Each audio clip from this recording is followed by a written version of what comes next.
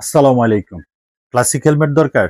আপনাদের জন্য কিন্তু রয়েছে এক্সরের রেট্রোজেটের এই ক্লাসিক হেলমেটগুলো। খুবই সুন্দর, দেখতেও খুবই ক্লাসিক এবং সোবার একটা কালার। এবং এই হেলমেটটার ওজন মাত্র হচ্ছে হলো আপনারা দেখতে পাচ্ছেন মাত্র ১২০০ গ্রাম।